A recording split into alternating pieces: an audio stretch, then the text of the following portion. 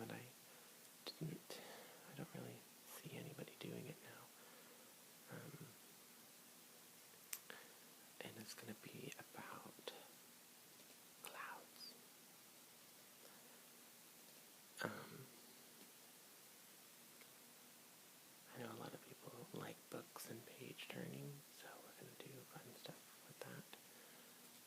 This is a really, really old book that was given to me when I was a child because I am obsessed with weather. I am just a super, I've always loved weather all my life.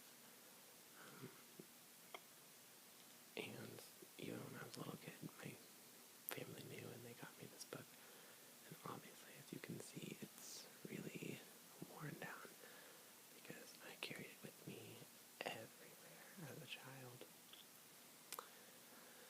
So, there's an entire section in this book about clouds.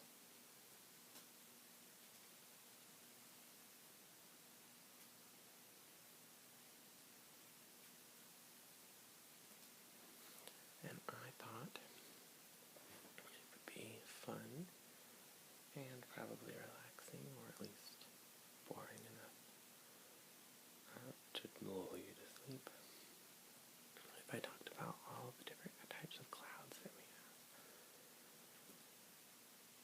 So first, let's just take a look inside.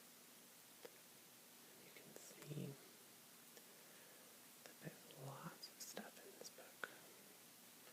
You have stuff about the atmosphere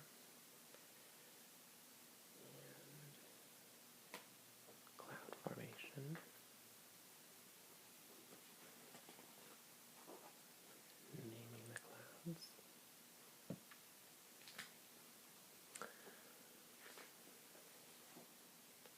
the life cycle of a thunderstorm, lightning, even tornadoes. It's a really, really cool book, and I know an awful lot about weather because of it. But what we're really interested in looking at is way in the back.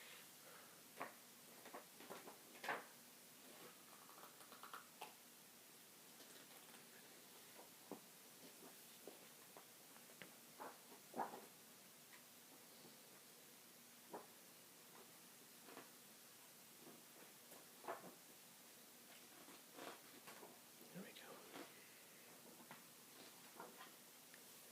Found it. Clouds.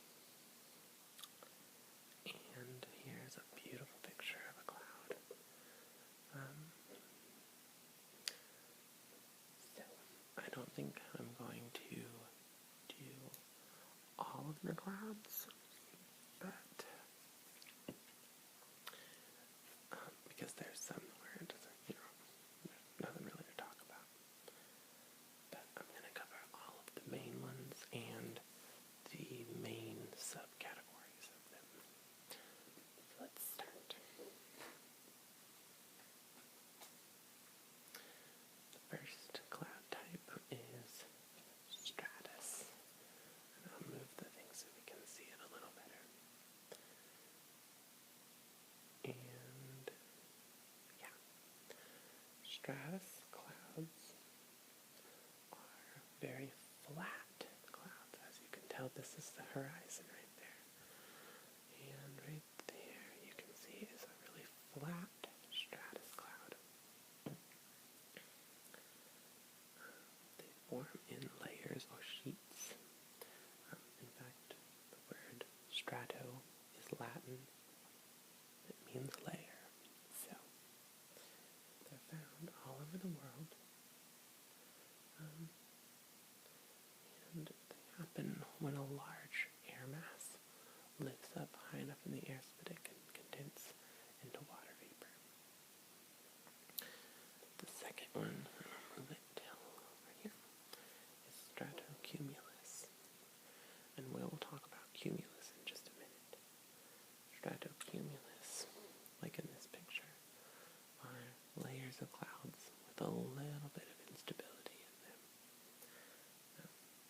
also found worldwide. In fact, almost all clouds are found everywhere in the world. It's a good indicator of moisture in the lower levels of the atmosphere. And like I said, a little bit of instability. So cumulus means puffy, and it's whenever you get puffy air. And so you get a flat layer, a little bit of puff, and you get stratocumulus.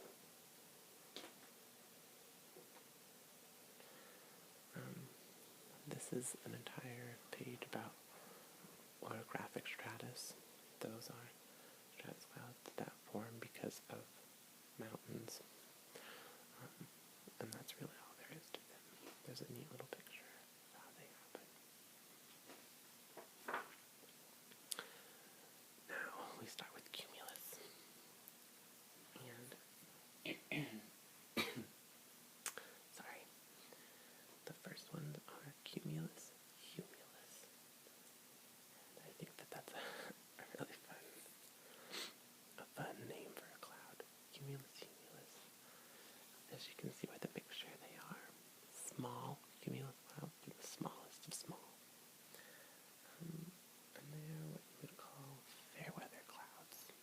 They're just clouds that show that there's moisture in the atmosphere, and there's a little bit of instability. They don't really mean anything in particular. That's all that they mean. They're cute clouds. They mean it's a good day outside. Cumulus mediocris. They are middle, so they are middle-sized cumulus clouds. And as you can see, these are really rather small, and these are a little bit larger.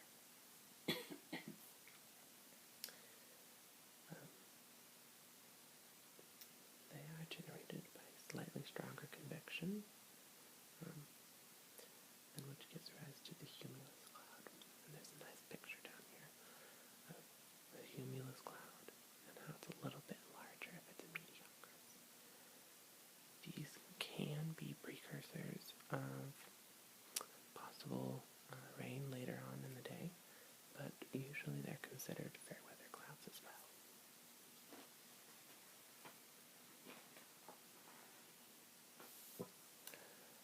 Okay, now we have cumulus congestus. Congestus sounds like congestion, when something is all built up inside of you, like I currently have right now. That's why I'm coughing.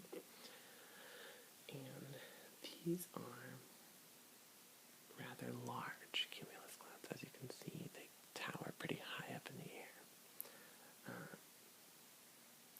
Usually, these do not have rain with them, but they are precursors to rain. Not always, but often these clouds build into bigger clouds that start raining because eventually too much moisture gets caught up in this cloud and it falls back down to the earth as rain.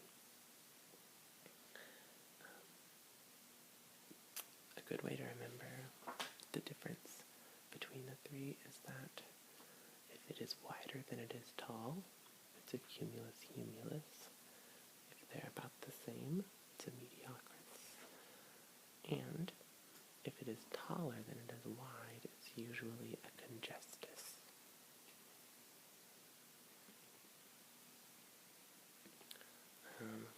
This next one is kind of interesting, but I'm not going to really talk about it very much.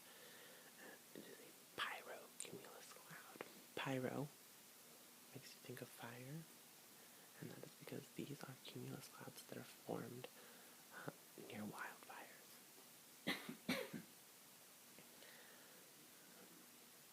Fire creates both the lifting mechanism and the water vapor that combine to form this cloud.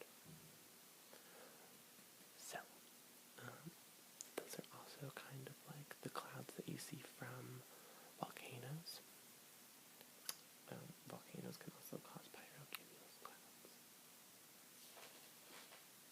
But I will say that those are usually, I'm not referring to pyrotechnic flows. The clouds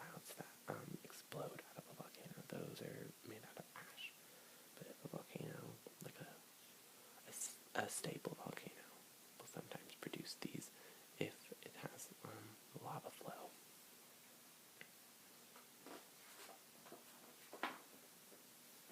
Okay, now we're getting to the big clouds. Cumulonimbus. Nimbus means rain. If you see rain in a cloud name, that means it has rain in it. Or falling from it, I should say. A calvus is a type of cloud. Obviously, it is a congested cloud that has reached the point of rain.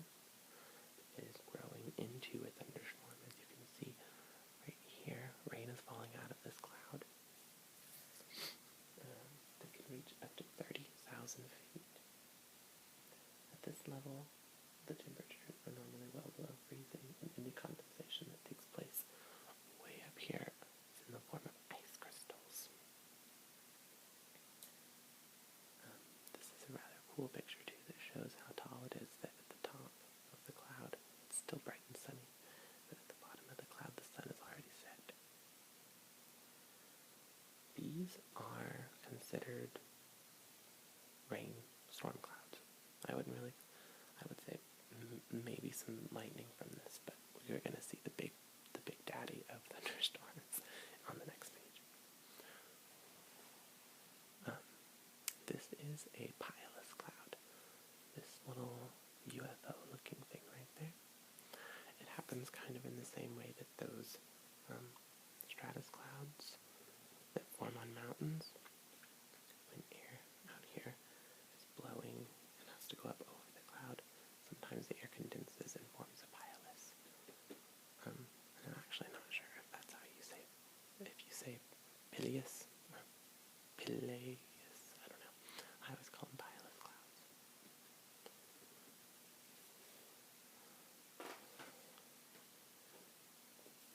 Now, Cumulonimbus incus. This is the granddaddy of all thunderstorm clouds. This is a cumulonimbus cloud, like we just saw on the last page, that has hit the tropopause. The tropopause is normally the highest that clouds can reach. Above that, the atmosphere is just not right for cloud formation. And so once it reaches the top like it does here, it hits this tropopause and then spreads outward instead of going up anymore. And a good picture would be this one right here. As you can see, it's gone up and it's hit the tropopause and it's spread out. These are definitely thunderstorms. These can actually be very dangerous storms and have hail in them, very high winds, lightning, and these are the type of clouds that tornadoes come from. You need a little extra besides just the cloud for a tornado, but I'm not going to get into the logistics of that. Here's another interesting picture. They look kind of like the mushroom clouds that happened with the nuclear bombs. Different reasons for creating the clouds, of course, but this is a cumulonimbus incus. These are mammatus clouds. These are clouds that form on the underside of this particular part. Once it spreads out, the updrafts of these storms are so powerful that they hit the tropopause and bounce back down. And they create little bubbles that are on the underside of the storm. This is actually a really good drawing of it right there. It comes up, hits the tropopause, and comes back down. When you see a mammatus cloud, you can tell it's a good sign that this is a severe thunderstorm because there's so much power that it's actually making the clouds form downward. So if you see a cloud with this, it's probably a good idea to go inside because it's very powerful storm. And now we get into the alto clouds. Alto is another way of saying mid-level. Alto stratus is a stratus cloud that is formed in the middle regions of the atmosphere. They're usually made out of liquid, but sometimes if it's very cold, they'll be made out of ice. And these happen when a very large air mass slowly rises. There's no sudden uplift or anything like that.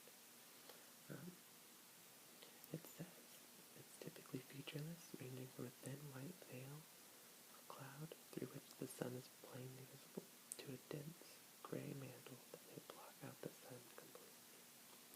Altostratus is the result of the lifting and condensation of a large air mass, usually by an incoming frontal system. Then you have altostratus undulatus, which are basically altostratus clouds, but have some interesting air currents that occur up there and make them form kind of ropey clouds instead.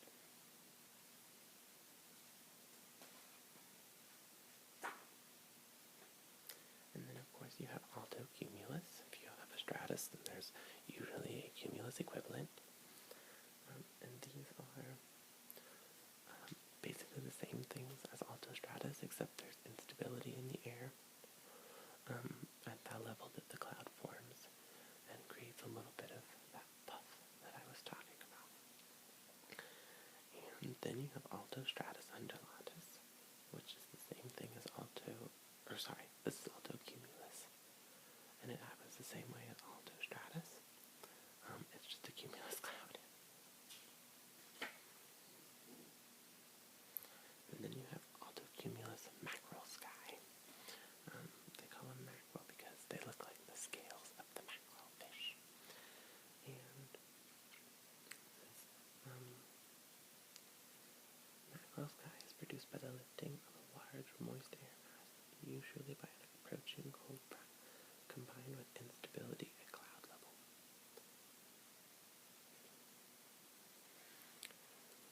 And now we have altocumulus castellanus. I am particularly fond of these just because they don't happen very often. And they look like this. They look like altocumulus clouds, but they've got puffs. Kind of go like this. As you can see from this picture down here. They're really neat.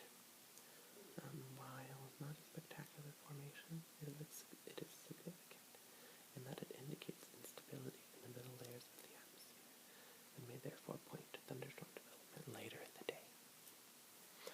So it's really fun if you can actually start learning, and you can really understand why clouds form and the way that they form, because they can tell you a lot about what kind of weather you can experience that day. For example, if you see these, you might know that if thunderstorms, or if there's going to be a chance for thunderstorms later, that's a good chance that they're going to be pretty strong.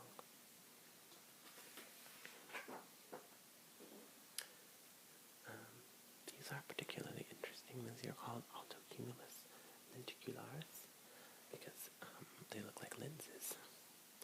And they're formed in the same way that that orographic stratus cloud is.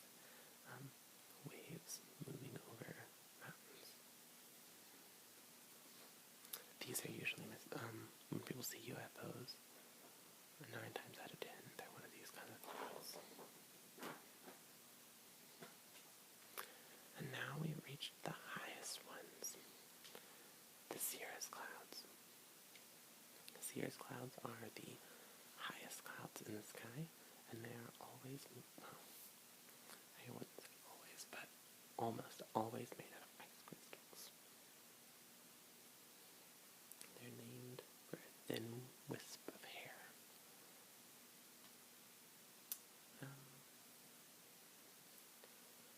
Cirrus clouds consist of many millions of ice crystals, and these are blown about by the upper level winds, producing characteristic white streaks.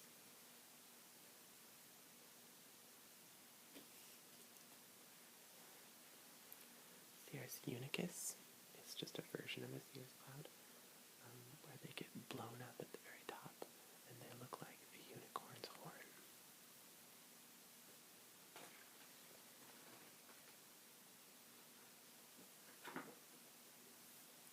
These are very rare, and I've actually seen them before and took a picture of them once, and it was really cool.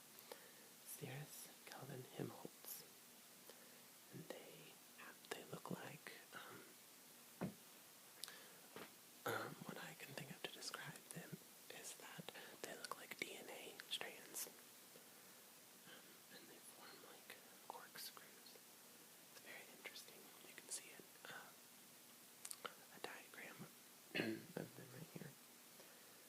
It says that they're formed by the saturation of an air mass at high levels combined with wind shear. They're very neat. It's kind of hard to see the picture, I know, but they look kind of like DNA strands. And then, of course, you have cirrostratus, which are just cirrus clouds that are formed in very thin layers, just like regular stratus clouds. And these are the ones that can produce these neat little halos around the sun. And of course, you guessed it, there are cirrocumulus clouds. They look like this, and they are basically the same way that all the other cirrus clouds are formed, except there's a little bit of instability that gives them, you guessed it, that puff. And then of course everyone knows about contrails. And those are formed when there's moisture in the air, where jets fly, and the trail that they leave behind them as the hot air condenses. Those are called contrails. And that's it.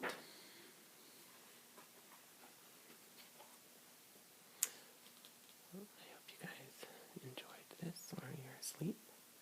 Let me know if you'd like me to do something else out of this book. I know there's a section on precipitation. We talk about different kinds, rain and hail and snow and sleet. I think there's one on weather phenomena, like rainbows and halos and sundogs and those kinds of things. And I'd be happy to do another one about those too. So, thank you